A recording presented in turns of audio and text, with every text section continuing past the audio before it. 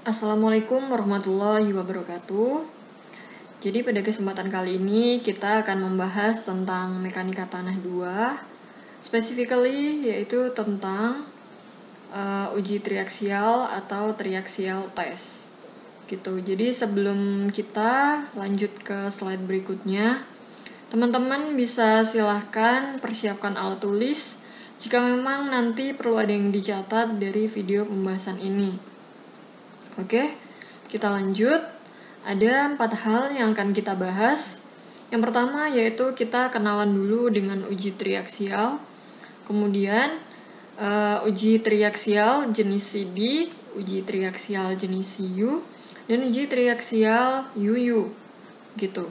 Jadi sebelum kita masuk ke pembahasan tentang triaksial, ada beberapa hal yang perlu saya sampaikan sebagai pengantar kalian untuk memahami uji triaksial nanti. Gitu. Jadi di sini perlu saya sampaikan dulu terkait dengan lingkaran Moore, karena nanti di uji triaksial juga saya akan mengaitkan masing-masing jenis uji triaksial tersebut dengan lingkaran Moore. Oke ya, saya ulang sedikit tentang hukum keruntuhan Moore kolom. Di minggu kemarin kita sudah diskusi bahwasanya setiap tanah itu dia memiliki kurva keruntuhan yang berwarna merah ini, gitu. Nah, kurva keruntuhan ini itu memiliki persamaan tau sama dengan C plus sigma tan V, gitu, dimana C itu adalah kohesi dari tanah, kemudian V ini adalah sudut geser dari tanah, dan sigma ini adalah tegangan normal. Jadi jika hubungan antara tegangan normal dan tegangan geser yang dimiliki oleh suatu tanah itu menyentuh kurva keruntuhan, artinya maka tanah kita itu akan mengalami keruntuhan atau kolaps, gitu, yang kemarin sudah saya jelaskan ya. Nah, ini apa hubungannya dengan lingkaran Moore, gitu. Jadi si Moore kolom ini selain dia punya teori tentang hukum keruntuhan, dia juga punya teori lagi tentang lingkaran Moore. Nah, apa hubungannya antara hukum keruntuhan Moore dan lingkaran Moore-nya? Itulah yang akan kita bahas pada slide setelah ini. Begitu.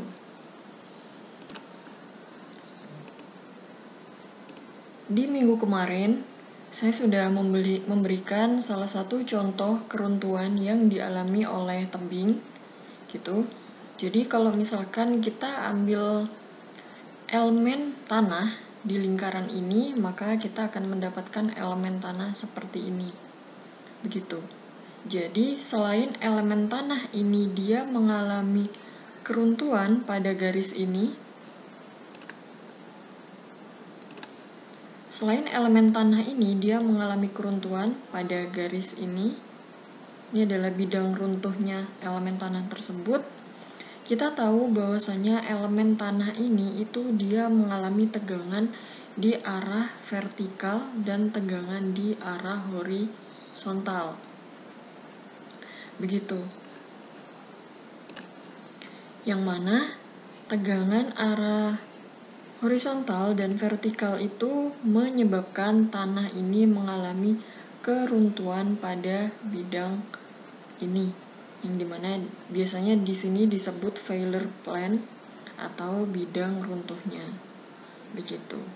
Nah, jadi ini bayangkan ini adalah soil element tadi atau elemen dari tanah yang ada di slide sebelumnya ya, gitu. Jadi untuk tegangan di arah sini ini namanya principal stress.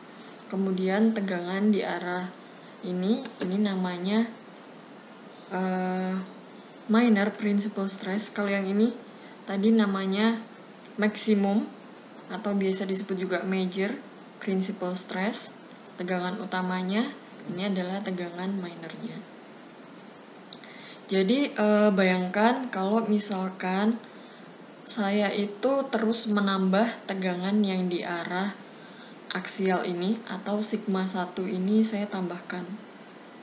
Ketika sigma 1 ini terus saya tambahkan, otomatis tanah ini dia akan mengalami keruntuhan. Ini adalah bidang runtuh dari tanah tersebut. Begitu ya.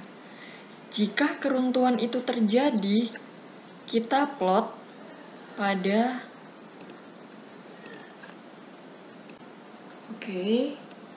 jadi kalian bayangkan ini adalah elemen tanah yang kita miliki, dan pada elemen tanah ini itu bekerja sebuah tegangan di arah aksial yang biasanya kita sebut adalah sigma 1.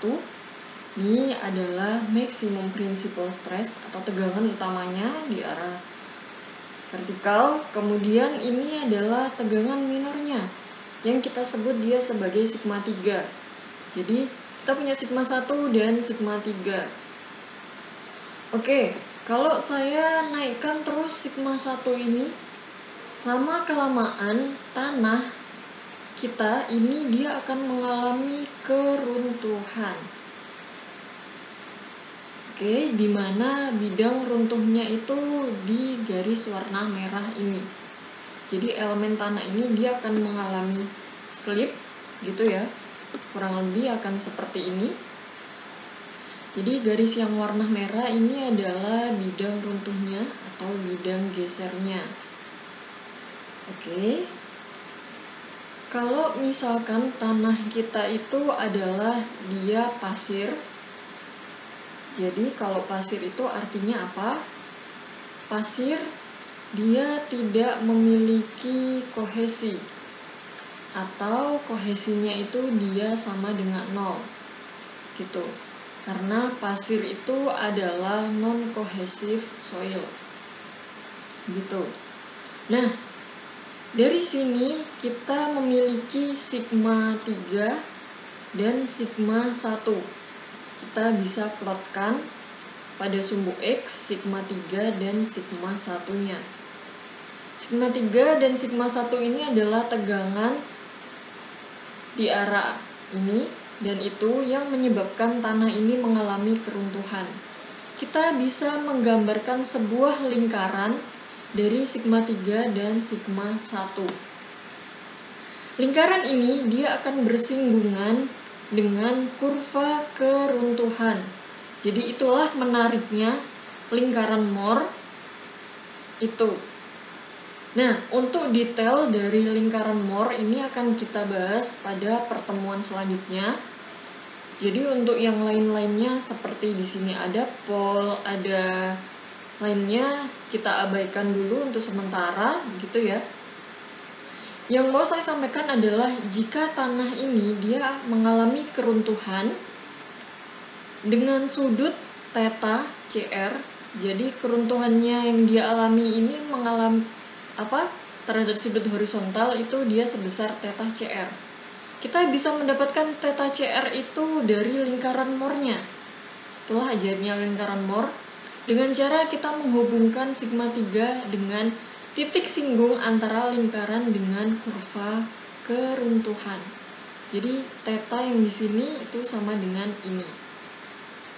Selain itu juga ya, dari titik singgung ini itu adalah tegangan normal dan tegangan geser yang bekerja pada bidang geser ini gitu.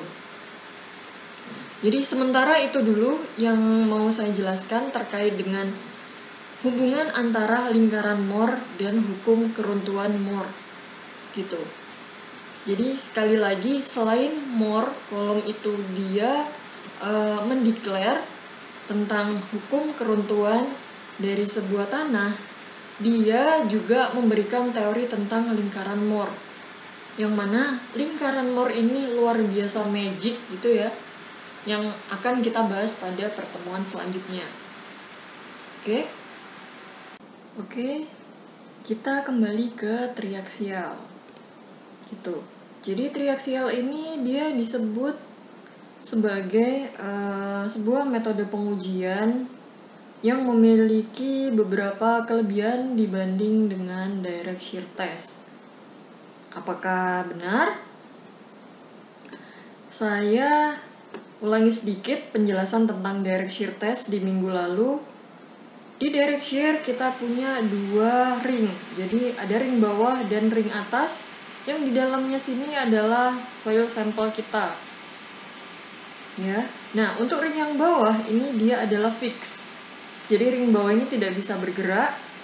Ring atas bisa bergerak dan kita bisa berikan gaya geser di sini. Juga kita bisa berikan gaya normal. Begitu. Kemudian sampel tanah kita dia akan mengalami keruntuhan, di mana bidang runtuhnya itu adalah horizontal di sini, tepat di sambungan antara ring atas dan ring bawah. Gitu ya. Jika pengujian ini kita ulang berkali-kali, ini maksudnya adalah ring atas itu bergerak terhadap ring bawah. Jika pengujian ini kita lakukan berkali-kali, kita akan mendapatkan kurva hubungan antara tegangan normal dan tegangan geser, di mana ini adalah kurva keruntuhannya, yang sudutnya ini adalah sudut geser. Oke, itu adalah direct shear test. Seringkali di dalam kesederhanaan itu ada beberapa kekurangan. Betul. Jadi kalau kalian lihat ya, ini adalah sampel tanah kita. Di sini ini adalah elemen tanah kita aslinya on the ground gitu ya. Elemen tanah kita on the ground itu dia memiliki tegangan di arah vertikal dan juga tegangan horizontal. Oke, tegangan vertikal ini dia bisa diwakili dengan tegangan normal di direct shear. Tetapi untuk tegangan horizontal, di mana di direct shear? Direct shear test hanya dia punya tegangan normal dan tegangan geser.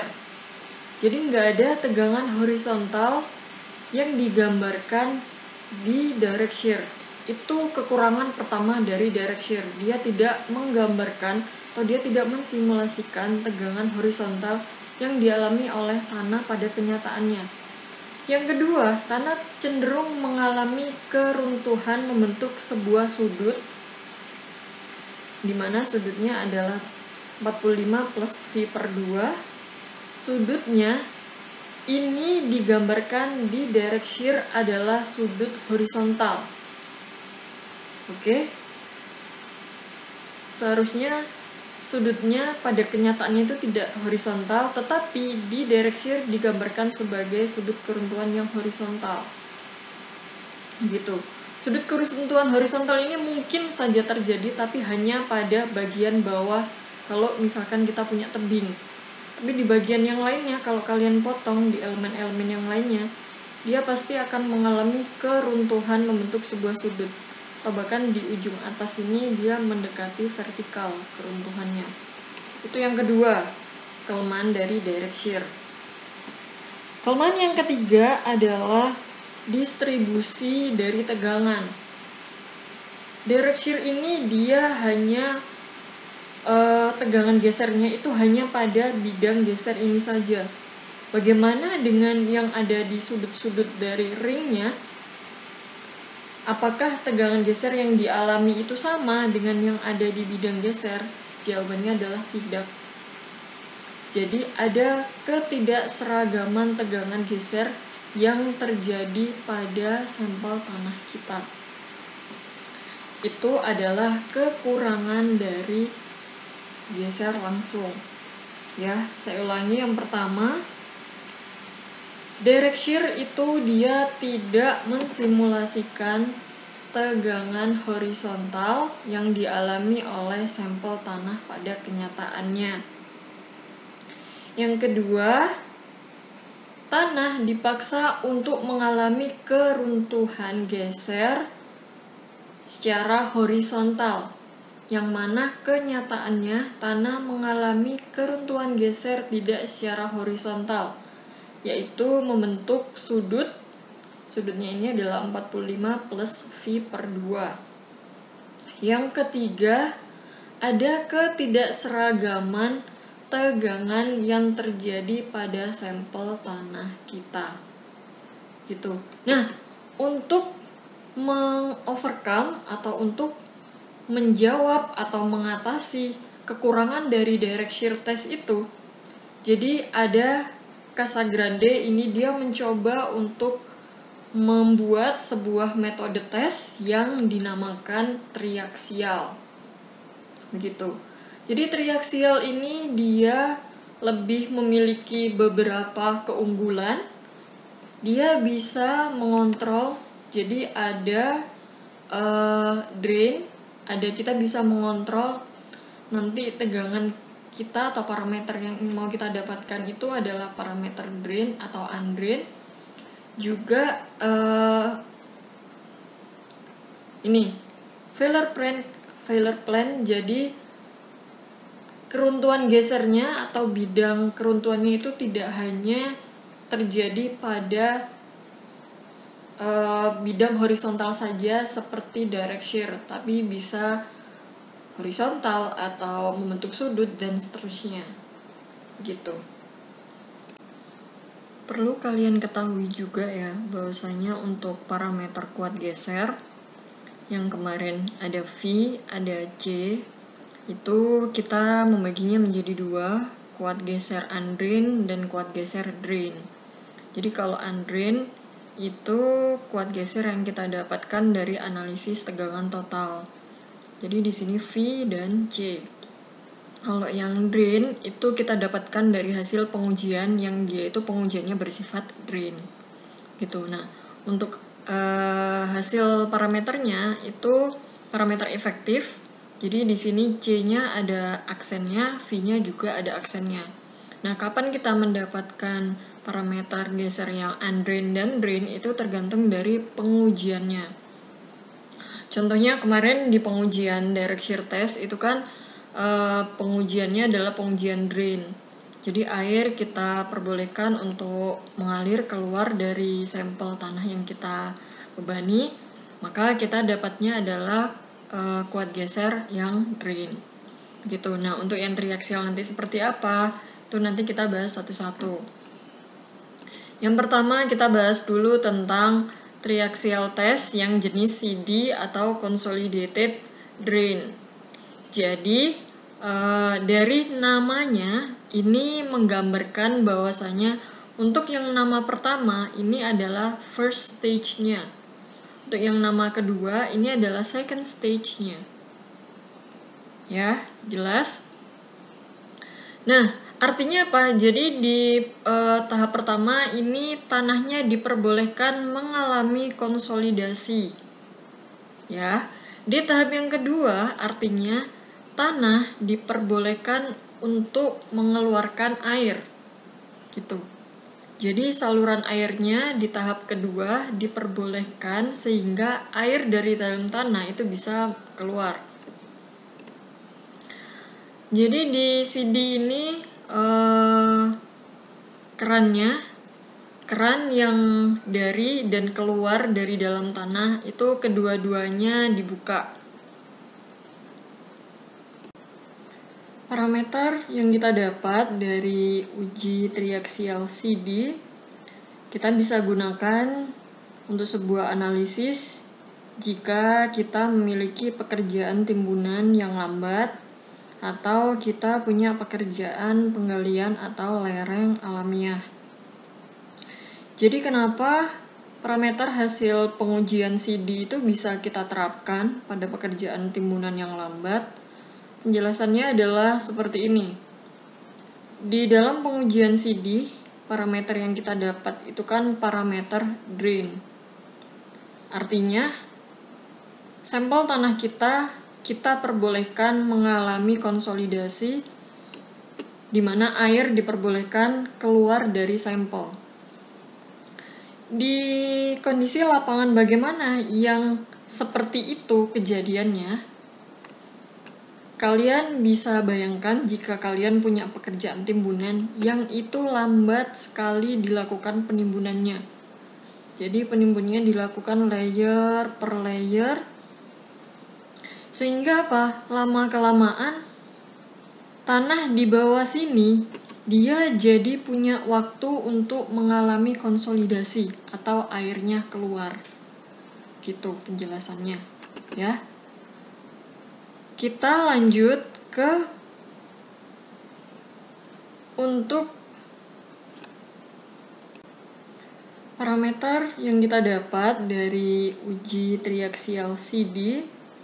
Kita bisa gunakan untuk sebuah analisis jika kita memiliki pekerjaan timbunan yang lambat atau kita punya pekerjaan penggalian atau lereng alamiah. Jadi kenapa parameter hasil pengujian CD itu bisa kita terapkan pada pekerjaan timbunan yang lambat? Penjelasannya adalah seperti ini. Di dalam pengujian CD, parameter yang kita dapat itu kan parameter drain. Artinya, sampel tanah kita perbolehkan mengalami konsolidasi di mana air diperbolehkan keluar dari sampel. Di kondisi lapangan bagaimana yang seperti itu kejadiannya? Kalian bisa bayangkan jika kalian punya pekerjaan timbunan yang itu lambat sekali dilakukan penimbunannya. Jadi penimbunannya dilakukan layer per layer. Sehingga apa? Lama-kelamaan tanah di bawah sini dia jadi punya waktu untuk mengalami konsolidasi atau airnya keluar. Gitu penjelasannya ya. Kita lanjut ke untuk kita lanjutkan ke triaxial test jenis yang kedua, yaitu CU, Consolidated Undrained. Oke. Jadi, consolidated artinya pada stage pertama, tanah diperbolehkan dia mengalami konsolidasi. Kemudian, di second stage-nya adalah undrained. Artinya apa? Tidak diperbolehkan adanya aliran dari dalam tanah keluar. Sehingga di sini disebutkan bahwasanya pada stage yang pertama itu keran aliran air dari dalam tanah keluar itu dibuka. Karena tanah diperbolehkan mengalami konsolidasi. Artinya ada air yang keluar dari dalam tanah. Sebaliknya, di stage yang kedua hal itu dilarang. Makanya di sini di stage yang kedua disebut undrained. Jadi, untuk pengujian CU ini adalah pengujian yang paling banyak manfaatnya, tapi juga paling susah. Begitu. Kenapa paling banyak manfaatnya? Karena di sini kita bisa mendapatkan parameter sekaligus parameter undrained maupun parameter drained. Gitu. Jadi kita bisa mensimulasikan untuk kondisi tanah kita long term maupun yang short term. Begitu. Ini kita bisa mendapatkan efektif, parameter efektif dan parameter totalnya. Gitu ya. Nah, untuk aplikasinya,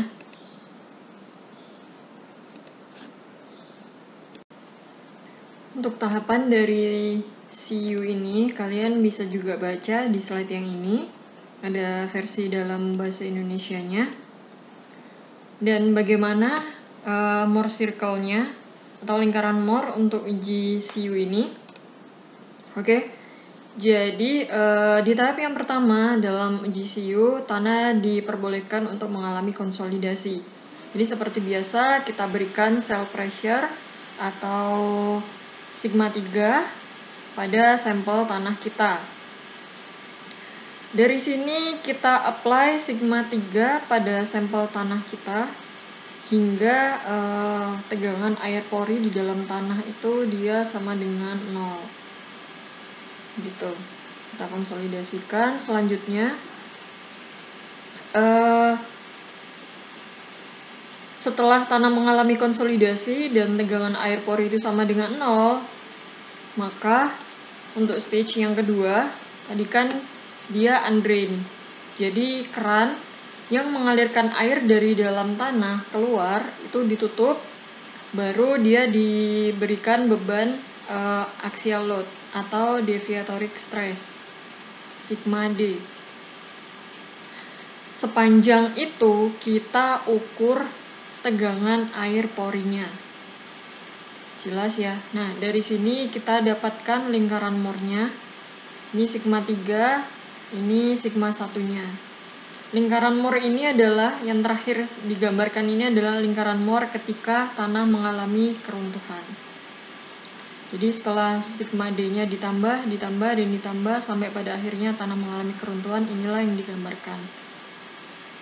Dari sini kita dapatkan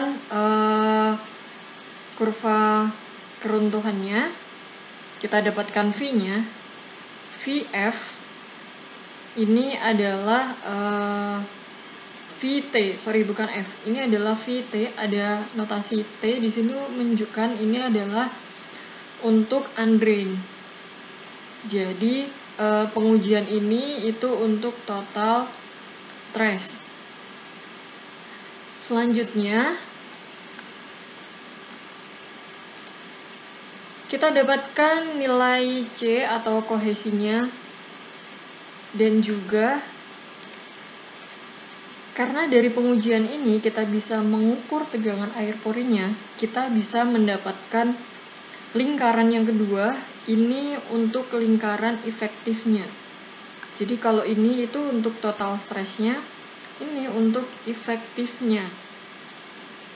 Gitu. Jadi kita mendapatkan dua kurva keruntuhan untuk dari hasil tes CU ini. Dari lingkaran Moore yang kedua ini kita dapatkan juga sudut gesernya V aksen. Nah, sudut geser yang ini itu sama dengan sudut geser yang kita dapatkan dari pengujian CD. Gitu ya.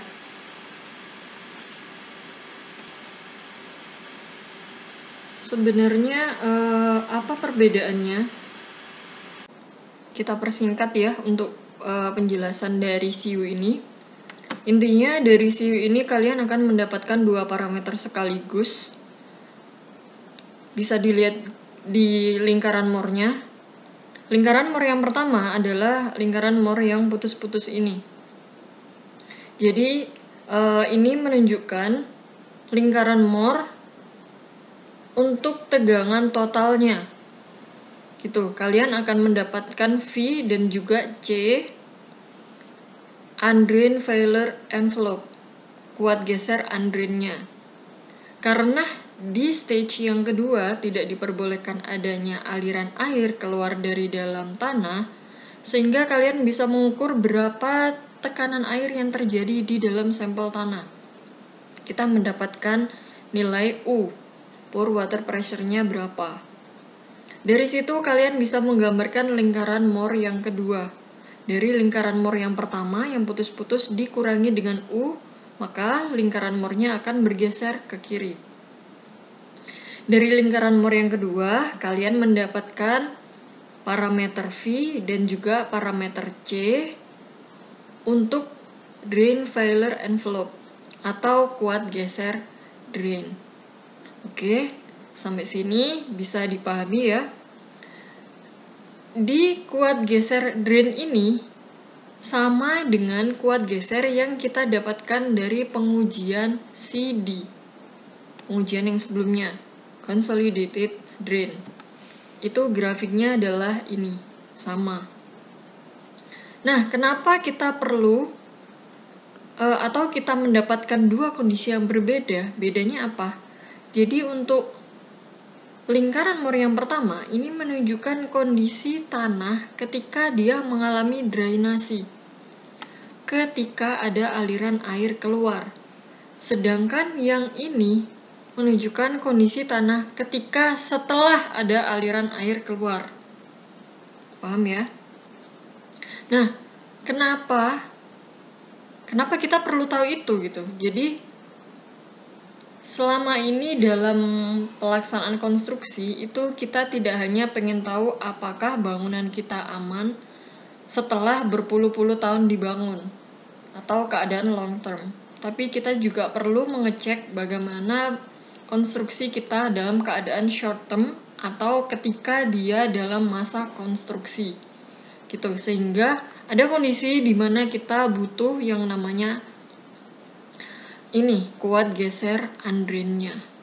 Kurang lebih seperti itu penjelasannya untuk CU test.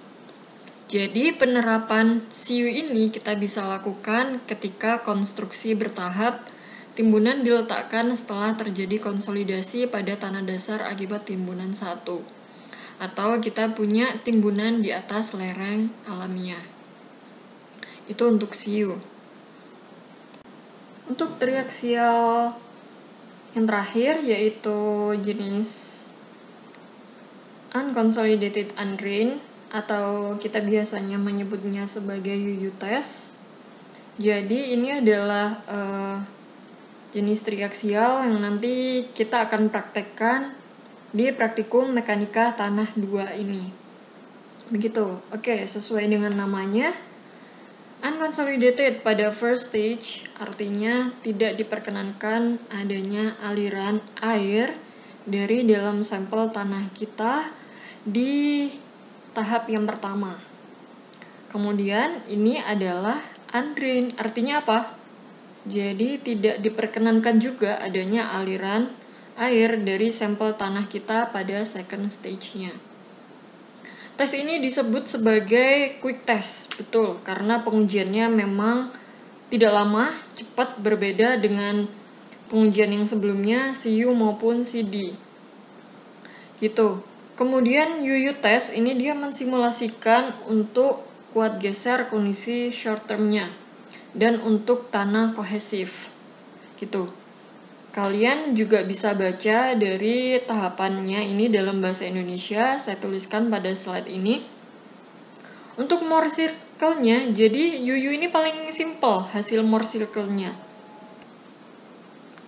Sebenarnya dari setiap pengujian triaksial ya, baik CU, CD maupun UU, itu paling tidak kalian punya 3 lingkaran Mohr untuk nanti menentukan berapa V-nya dan berapa C-nya, berapa kohesinya. Nah, untuk di UU test ini, kalian tidak akan mendapatkan nilai V-nya, atau V itu pasti dia selalu sama dengan 0. Gitu. Yang kalian dapatkan adalah nilai CU-nya, nilai kohesinya. Dan hasil kalian itu pasti akan seperti ini jika sampel kalian itu benar-benar dalam kondisi jenuh. Gitu. Jika sampel kalian benar-benar dalam kondisi jenuh itu pasti V-nya ini dia sama dengan 0. Gitu ya. Nah, untuk pengaplikasian dari parameter UU ini kita bisa terapkan untuk pekerjaan timbunan yang cepat di atas tanah lunak dan pekerjaan pondasi yang tiba-tiba pada lapisan lempung. Jadi ini untuk kondisi yang benar-benar tiba-tiba dan tanah itu ibaratnya dalam kondisi shocknya, itu kita menggunakan parameter UU ini. Jadi untuk parameter-parameter atau pengujian yang CD dan CU itu memang tidak saya bahas secara detail benar-benar karena itu memang levelnya bukan di S1 gitu ya. Yang biasanya diaplikasikan di S1 itu memang yang UU ini yang paling mudah. Gitu. Jadi itu saja yang bisa saya sampaikan. Semoga ada hal yang bisa kalian pelajari dari video pembahasan ini, bisa bermanfaat buat kalian semua. Assalamualaikum warahmatullahi wabarakatuh.